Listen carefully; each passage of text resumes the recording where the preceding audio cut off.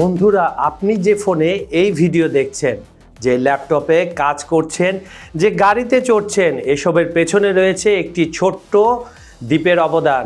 একটি দ্বীপ যার আয়তন আমাদের দেশের চেয়ে অনেক ছোট, কিন্তু যার হাতে রয়েছে বিশ্ব অর্থনীতির চাবিকাঠি।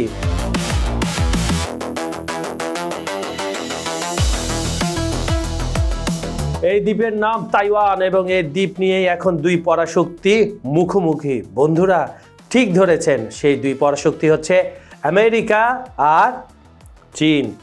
চীন বলছে এটা তাদের অবিচ্ছেদ্য অংশ, আর আমেরিকা বলছে তারা এটিকে যে কোনো মূল্যে রক্ষা করবে, তাইওয়ানের পাশে থাকবে। একদিক থেকে এটাও ঠিক।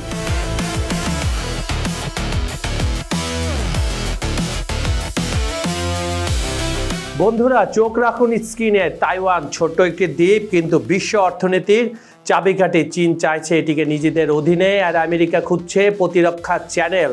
এই খেলা কেউ সরাসরি ঝাঁপাচ্ছে না, কিন্তু স্ট্র্যাটেজি চলছে নন স্টপ। এদিকে পুতিন বসে দেখছে এই নাটকটি। রাশিয়া সরাসরি হস্তক্ষেপ করছে না, কিন্তু এর অর্থনৈতিক ও সামরিক চাপ দিয়ে চীন আমেরিকার ভারসাম্য পরীক্ষা করছে। অর্থাৎ পুতিন ওয়েট অ্যান্ড ওয়াচ নয়, তিনি সাবটালভাবে ইনফ্লুয়েন্স করছে গেমের আউটকাম। তাইওয়ান ইস্যু শুধু চীন আমেরিকার লড়াই নয়, বরং রাশিয়ার জন্য জিওপলিটিক্যাল রিভেঞ্জ। বন্ধুরা, মনে রাখবেন, ছোট্ট দ্বীপ, বড় গেম, আর পুতিন খেলে মাস্টার ক্লাস সাবমেরিন চেস। পরবর্তী মুভ দেখলে বোঝা যাবে কে কার ওপর কতটা প্রভাব রাখতে পারছে। 2025 সালের ডিসেম্বরে তাইওয়ান প্রণালীতে সামরিক উত্তেজনা পৌঁছেছিল ভয়াবহ উচ্চতায়। বিশেষজ্ঞরা সতর্ক করছেন একটা মিসের কারণে। না বন্ধুরা, ইনি কোনো অবিবাহিত সুন্দরী মিস না, এটা হলো মিস ক্যালকুলেশন, মানে ভুল হিসাব, যা এখানে তৈরি করতে পারে তৃতীয় বিশ্বযুদ্ধের সূচনা। বন্ধুরা, খবর সংযোগের টপ নিউজের আজকের এপিসোডে আমরা জানবো কেন তাইওয়ান এত গুরুত্বপূর্ণ, কি ঘটছে সেখানে, এবং কিভাবে একটি ছোট্ট দ্বীপ পুরো বিশ্বকে যুদ্ধের আগুনে ঠেলে দিতে পারে। আর আমেরিকা কেন তাইওয়ানের পিছু ছাড়ছে না, সবসময় তাইওয়ানকে বড় ভাইয়ের মতো প্রোটেক্ট করছে। চলুন তাহলে শুরু করি। তাইওয়ান যে দ্বীপ তৃতীয় বিশ্বযুদ্ধের সূচনা ঘটাতে পারে। বন্ধুরা, চলুন দেখি কেন এই ছোট্ট দ্বীপ এত বড় আলোচনার কেন্দ্রবিন্দু। সেমিকন্ডাক্টর সাম্রাজ্য, বিশ্বের মাইক্রোচিপ কারখানা। তাইওয়ান শুধু একটি দ্বীপ নয়, এটি বিশ্বের সিলিকন আইল্যান্ড। 2025 সালের হিসাবে যদি আপনি ধরেন, তাহলে দেখবেন বিশ্বের মোট সেমিকন্ডাক্টরের 20%, মানে 20% উৎপাদন হয় তাইওয়ান থেকে। সবচেয়ে অ্যাডভান্স লজিক চিপসের 92% ক্ষমতা তাইওয়ানের হাতে। খুব বড় একটা ব্যাপার, কন্ট্রোল তারাই করছে। টিএসএমসি বাজারে প্রায় 64% শেয়ার নিয়ন্ত্রণ করে। অর্থাৎ আপনার স্মার্টফোন, ল্যাপটপ, গাড়ি, ড্রোন, ক্ষেপণাস্ত্র, এমনকি ওয়াশিং মেশিন, সবকিছুর চিপ কোত্থেকে আসে? ঠিক ধরেছেন, তাইওয়ান থেকে। অর্থনৈতিক প্রভাব, তাইওয়ান ছাড়া বিশ্ব অচল। এত বিশাল বড় ঘটনা কেন, একটু জেনে আসে চলুন দর্শক। জিডিপির 25% আসে চিপ শিল্প থেকে, রপ্তানির 41.5%। ইন্টিগ্রেটেড সার্কিট একটি পুরো মাত্রার সংঘাত, মানে বিশ্ব অর্থনীতির $10 ট্রিলিয়ন ক্ষতি হবে যদি সেখানে কোনো ঝামেলা বাঁধে। তুলনা করুন, ইউক্রেন যুদ্ধের ক্ষতি $250 মিলিয়ন, আর তাইওয়ান যুদ্ধ এর 40 গুণ বেশি হতে পারে। কৌশলগত অবস্থান, ফার্স্ট আইল্যান্ড চায়না। ভৌগোলিকগতভাবে তাইওয়ান ইন্ডো প্যাসিফিক অঞ্চলের গুরুত্বপূর্ণ অবস্থানে। ফার্স্ট আইল্যান্ড চায়নার একটি অংশ। জাপানের রুকুই দ্বীপপুঞ্জ, তাইওয়ান, ফিলিপাইন, সব এগুলোর আশেপাশে। চীনের প্যাসিফিক ওশানে প্রবেশের একমাত্র পথ কিন্তু এই তাইওয়ানের চেইনের মধ্য দিয়ে। এখান থেকে আপনাকে এই ওশানে যেতে হবে। তাইওয়ান চীনের হাতে গেলে পুরো ফার্স্ট আইল্যান্ড চায়নার নিয়ন্ত্রণ চলে যাবে। সিলিকন শিল্ড তত্ত্ব। কেন সিলিকন শিল্ড বলা হয়? তাইওয়ানের চিপ শক্তিকে বলা হয় সিলিকন শিল্ড, কারণ এত গুরুত্বপূর্ণ এটি যে কেউ আক্রমণ করবে না। কিন্তু ম্যাথিউ ফার্টিং 2022 সালে বলেছিলেন, উনি একজন বিশেষজ্ঞ, চীন এমনভাবে আচরণ করে না যা গণতান্ত্রিক দেশের জন্য প্রেডিক্টেবল। অর্থাৎ আপনার প্রতিপক্ষ যদি ভিন্ন লজিক অনুসরণ করে, সেক্ষেত্রে সব হিসাব ভুল হয়ে যেতে পারে। কেন এবছর বেশি টেনশনে? প্রেসিডেন্ট লাই চ্যাং টি স্বাধীনতার প্রতীক নাকি সেপারেস্ট? সালে জানুয়ারিতে নির্বাচিত উইলিয়াম লাইচ্যাং-টি বেইজিং তাকে সেপারেটিস্ট বলে অভিহিত করেছিল। চীনের প্রচার মাধ্যমে দেখানো হয়েছে একটি সামান্য পোকার মতো, যাকে চপস্টিক দিয়ে যে চীনারা খায়, এদের ঐতিহ্য, দুইটা কাঠি মাঝখানে দিয়ে এইভাবে আপনার ফাট করে তুলে ফেলে খাবার, সেই চপস্টিক দিয়ে তুলে ফেলা হচ্ছে জ্বলন্ত তাইওয়ান থেকে।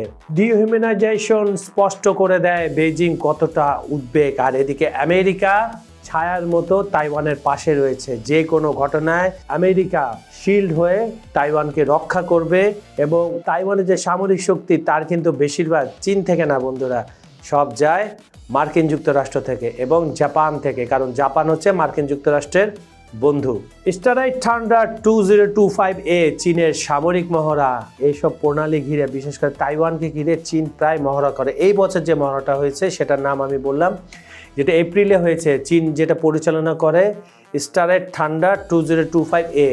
PLA নৌবাহিনী তাইওয়ানের উপকূলের মধ্যে 24 নটিক্যাল মাইলের মধ্যে প্রবেশ করে ফেলে, খুব কাছাকাছি তাইওয়ানের। 2024 সালে চীনা সামরিক বিমান তাইওয়ানের এয়ার ডিফেন্স জোনে 3075 বার উড়েছে, আর 2023-এর তুলনায় 80% বেশি।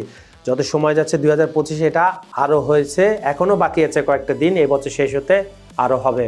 এদিকে আমেরিকার সতর্কবার্তা, এই যে বিগ বসের আগমন। মে 2025-এ স্টারগেট লা ডায়লগে পেটা হসেক বলেন, চীনের তাইওয়ান আক্রমণ কুড বি ইমিনেন্ট। ট্রাম্প প্রশাসনের ন্যাশনাল সিকিউরিটি স্ট্র্যাটেজিতে ওপেন্স বদলে ডাজ নট সাপোর্ট ব্যবহারের নরম ভাষা কিন্তু আনসার্টেনলি তৈরি করছে। G7 ও ইউরোপের প্রতিক্রিয়া।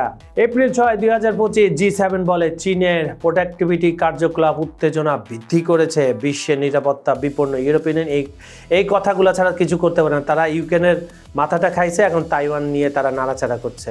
তাদের কিছুদিন পর এই পুতিনের কারণে অস্তিত্বে থাকবে না ইউরোপের। প্লাস মার্কিন যুক্তরাষ্ট্র ইউরোপকে ছেড়ে দিচ্ছে, তখন বুঝবে ঠেলা কত ধানে কত চাল। এদিকে হোয়াইট হাউসও পূর্ণ ব্যক্ত করে স্ট্যাটাস কিউ পরিবর্তনের যে কোনো একতরফা প্রচেষ্টা বিরোধিতা করা হবে। জাপানের উদ্বেগ, আমেরিকার বন্ধু জাপান এই ওশানে।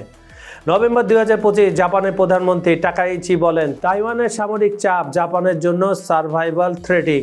যুদ্ধ মানে জাপানও জড়িত হবে, বেশি স্পষ্ট হতে পারবে না। বন্ধুরা, এখন সবচেয়ে ভয়ের আশঙ্কাটা জেনে আসি। Global alliance system. তাইওয়ান আক্রমণ মানে শুধু আমেরিকা নয়, পুরো অ্যালায়েন্স নেটওয়ার্ক জড়িয়ে পড়বে। USA তাইওয়ান রিলেশন অ্যাক্ট অনুযায়ী কি আছে সেখানে? Japan, Australia, New Zealand, Canada, AUKUS and Five Eyes, দক্ষিণ কোরিয়া, ফিলিপাইন, ভিয়েতনাম দক্ষিণ চীন সাগরে চীনের বিরুদ্ধে দাঁড়িয়ে যাবে। Nuclear factor. চীন আমেরিকার দুটি পারমাণবিক শক্তি, আমরা সবাই জানি, এবং সবসময় তারা এগুলো এক্সারসাইজ করে থাকে।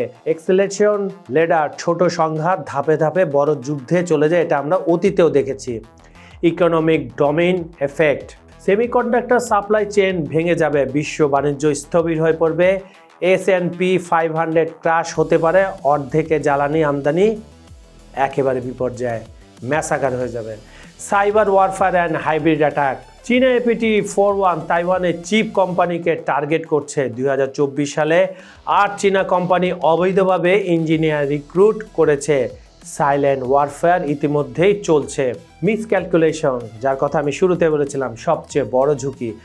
বেইজিং যদি মনে করে এখনই সুযোগ, তবে আক্রমণ করতে পারে। ট্রাম্প প্রশাসনের ইনকনসিস্টেন্সি পলিসি তাইওয়ানকে আরও ঝুঁকিপূর্ণ করছে বলে সবাই ধারণা করছে, কিন্তু এখানে ট্রাম্প পরবর্তীতে যে প্রতিরক্ষা নীতি তারা সাবমিট করেছে, সেখানে কিন্তু তাইওয়ানকে গুরুত্বপূর্ণ বন্ধু হিসাবে এবং সবসময় তাইওয়ান জাপানের পাশে থাকবে হিসাবে নিজেকে দাঁড় করিয়েছে। তাই চীনকেও হিসাব করে তাইওয়ানের উপর আক্রমণ করতে হবে। ভুলে গেলে চলবে না, এখানে মার্কিন যুক্তরাষ্ট্রের অবস্থান অনেক শক্ত। চীনের কোনো জাহাজ, চীনের কোনো প্লেন তাইওয়ান আকাশ সীমা যখনই ক্রস করে, তখন দেখা যায় মার্কিন যে বেস আছে, বেস থেকে F-16, F-35 গুলো যে তাইওয়ানের আকাশে টহল দেওয়া শুরু করে। এটা ভীতিকর হলেও চীন তখন আস্তে আস্তে নিজের সীমানা, আকাশ সীমানায় যে জেট প্লেনগুলো সেগুলো ফেরত নিয়ে আসে। ইউক্রেন যুদ্ধের পর চীন রাশিয়ার সম্পর্ক গভীর কেন? China Russia exercise, joint military exercise, second world ওয়ারের এক্সারসাইজ পাওয়ারের মতো নতুন এক্সারসাইজ। নর্থ কোরিয়ার নিউক্লিয়ার অ্যাম্বিশন, চীন তাইওয়ান থেকে ইউএসের ফোকাস সরাতে কোরিয়ান পেনিনসুলায় পারমাণবিক উত্তেজনা টলারেট করছে। অর্থাৎ দুই ফ্রন্টে ইউএসএকে খাটো করে দিচ্ছে চীন, কিন্তু ইউএসএ মোটেও খাটো হচ্ছে না, তারা স্ট্র্যাটেজিও চেঞ্জ করছে।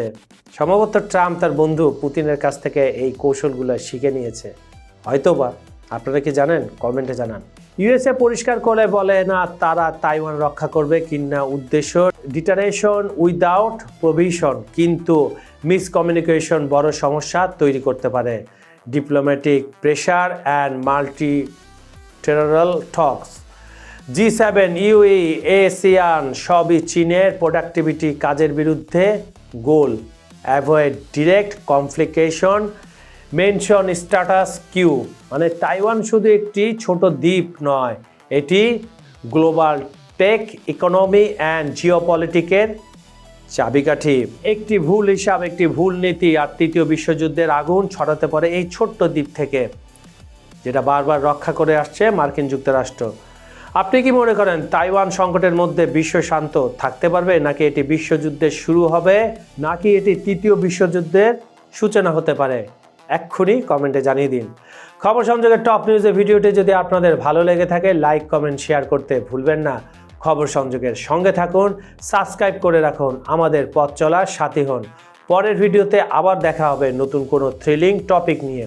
আপনি পৃথিবীর কোন প্রান্ত থেকে দেখছেন সেটা আমাদের কমেন্টে লিখে জানান। আপনাদের এই এক একটা মন্তব্যই আমাদের টিমের জন্য নতুন শক্তি। সম্পূর্ণ ভিডিওটি দেখে লাইক, কমেন্ট ও শেয়ার করুন প্লিজ। প্রমোশন এবং বিজ্ঞাপনের জন্য ভিডিওর নিচে দেওয়া ডেসক্রিপশনে যোগাযোগ করতে পারেন। আজ এই পর্যন্তই। আমি কাজল হায়দার বিদায় নিচ্ছি। প্রতিশ্রুতি থাকলো কাল একই সময়ে আবার ফিরব নতুন টপিক, গভীর বিশ্লেষণ আর আরও বড় দৃষ্টিভঙ্গি নিয়ে। ভালো থাকুন, নিরাপদে থাকুন। ধন্যবাদ সবাইকে।